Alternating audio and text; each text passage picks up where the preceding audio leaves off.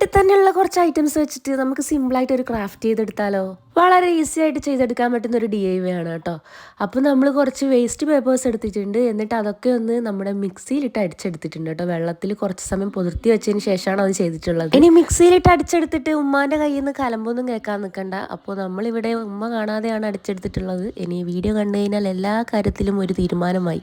ഇനിയിപ്പോൾ എന്തായാലും ആവട്ടെ, കഴിഞ്ഞ കാര്യം പറഞ്ഞിട്ട് കാര്യമില്ലല്ലോ. പിന്നെ നമ്മൾ ഈ പേപ്പേഴ്സിലേക്ക് പിങ്ക് കളർ ഷെയ്ഡിലെ കളറും അതേപോലെ തന്നെ നമ്മുടെ ഗ്ലൂവും കൂടി ഒഴിച്ചു കൊടുക്കുന്നുണ്ട്. രണ്ടും കൂടി മിക്സ് ചെയ്യാം കേട്ടോ.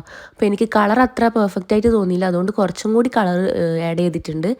അങ്ങനെ നല്ലപോലെ മിക്സ് ചെയ്തെടുക്കുക. ഇനി നമുക്ക് ഇതൊന്ന് മിററിലേക്ക് ഫിക്സ് ചെയ്ത് കൊടുക്കാം. അപ്പോൾ ഫിക്സ് ചെയ്യാൻ വേണ്ടിയിട്ടുള്ള ടൂൾസ് ഒന്നും എൻ്റെ കയ്യിലില്ല. ഞാൻ അതുകൊണ്ട് ഇവിടെ പെയിൻറ് ചെയ്യുന്ന ബ്രഷിനെ കൊണ്ട് തന്നെയാണ് ഫില്ല് ചെയ്ത് കൊടുക്കുന്നത്.